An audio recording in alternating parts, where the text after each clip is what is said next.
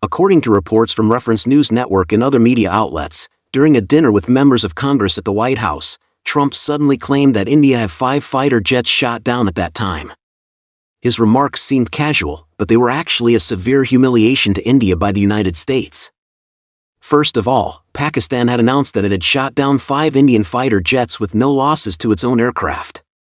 Judging from the data, Trump likely cited Pakistan's conclusion, which means the United States tends to Pakistan's combat results.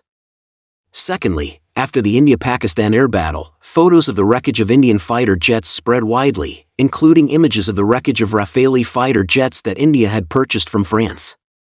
This confirmed the fact that the Rafale was shot down. India failed to provide evidence to refute this and later even implicitly acknowledged that its fighter jets had been shot down. It is thus clear that the result is beyond doubt. Of course, the India-Pakistan air battle took place in May, and more than 2 months have passed since then. Trump suddenly brought up this old incident, clearly intending to send a signal: the United States is deliberately humiliating India, and there is certainly an element of retaliation involved.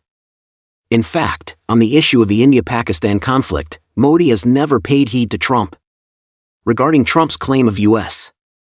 mediation, Modi flatly refused and even called Trump directly to tell him that the matter had nothing to do with the United States.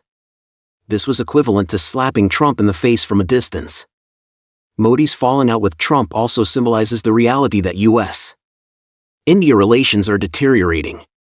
Especially against the backdrop of the Russia-Ukraine conflict, when Trump threatened Russia with secondary sanctions, India was also caught in the crossfire. After Trump issued the statement on secondary sanctions, NATO Secretary General Rutte took it as a pretext to act arbitrarily, claiming that if India, China, and Brazil refused to pressure Russia on the Ukraine issue, the United States might impose so-called punitive sanctions. Rutte's remarks were extremely arrogant, targeting several founding members of the BRICS countries in one fell swoop. As a country with close ties to Russia, India naturally cannot accept this. Indian Foreign Ministry spokesperson Ranveer Jaiswal publicly accused NATO of double standards and emphasized that India's top priority is to ensure its own energy security. Indian media believe that during the Russia-Ukraine conflict, Western countries continued to import large amounts of energy from Russia, yet they believe other countries should not engage with Russia. This is undoubtedly a typical example of double standards. While countering the United States and NATO, India also sent a positive signal regarding the advancement of the China-Russia-India trilateral cooperation mechanism. Jaiswal confirmed that New Delhi may restart this mechanism, with specific meeting plans to be confirmed by the 3 parties and results to be announced at an appropriate time. Regarding the trilateral cooperation mechanism, China's foreign ministry has previously confirmed that China is willing to maintain communication with Russia and India on advancing China-Russia-India cooperation.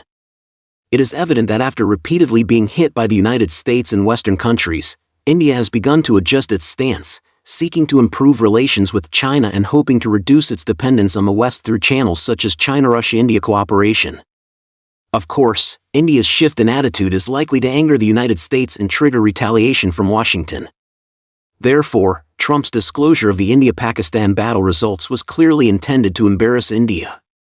Of course, this may also contain an intention to sow discord.